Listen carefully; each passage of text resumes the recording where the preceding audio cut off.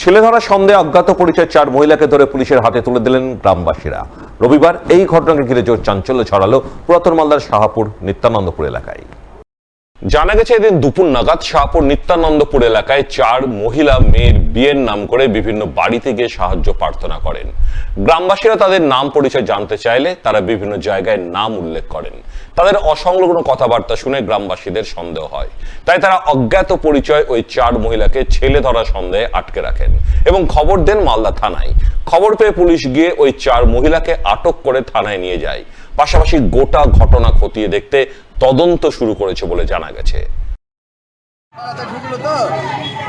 করলাম যে ওদের বাড়ি কোথায়, ওদের বাড়ি আমাদের মলপুর।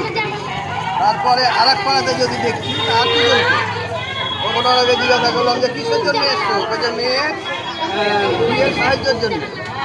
তখন আমি আবার ওই দুজনকে যদি জিজ্ঞাসা করছি তো ওরা বলছে যে বাদ বাড়ি। তারপরে চলে গেল এখান থেকে, সবাই টাকা পয়সা দিচ্ছে।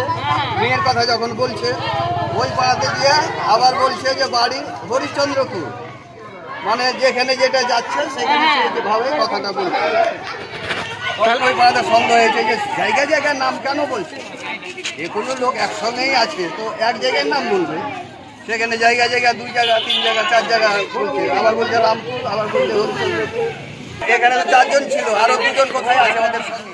ত্রুটিযুক্ত পা নিয়ে জন্মগ্রহণ করা শিশুদের পা স্বাভাবিক অবস্থায় ফিরিয়ে আনতে মহতী উদ্যোগ গ্রহণ করলেন মালদা শহরের এক স্বেচ্ছাসেবী সংস্থার সদস্যরা। সংস্থার পক্ষ থেকে ক্লাব ফুড বিতরণ কর্মসূচি পালন করা হলো রবিবার। এদিন এই কর্মসূচি অনুষ্ঠিত হয় মালদা শহরের মকদমপুরে অবস্থিত IMA ভবনে। উপস্থিত ছিলেন সংস্থার সভাপতি ডক্টর দেবজ্যোতি কুমার বোস, সম্পাদক দেবজ্যোতি চৌধুরী, মালদা IMA সভাপতি ডক্টর তাপস কুমার চক্রবর্তী সহ আরো অনেকেই। কিছু কিছু ছেলে মেয়ে খুঁড়িয়ে খুঁড়িয়ে হাঁটছে, কিন্তু সৌভাগ্যবশত সেই অনভিপ্রেত দৃশ্য আজকাল আমাদের আর চোখে পড়ে না। আপনারা এতদিনে জেনে গেছেন এই যে জন্মগত যে ত্রুটি নিয়ে বাচ্চা জন্মেছিল সেটা পুরোপুরি নিরাময়যোগ্য যদি আপনারা ঠিক সময়ে ডাক্তারবাবুর কাছে আসেন এবং ঠিক মতো নির্দেশগুলো পালন করেন।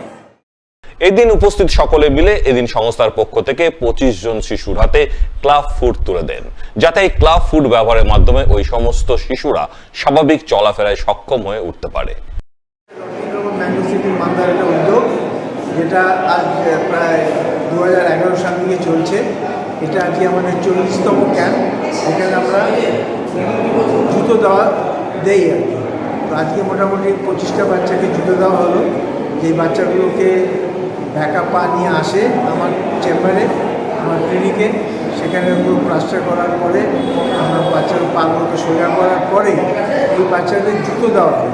ভীষণ খুশি ওরা জুতোটা পাওয়ার পরে, কারণ এই জুতোটা যদি না পড়ে তাহলে বাচ্চাদের পা আবার ভেঙে যেতে পারে।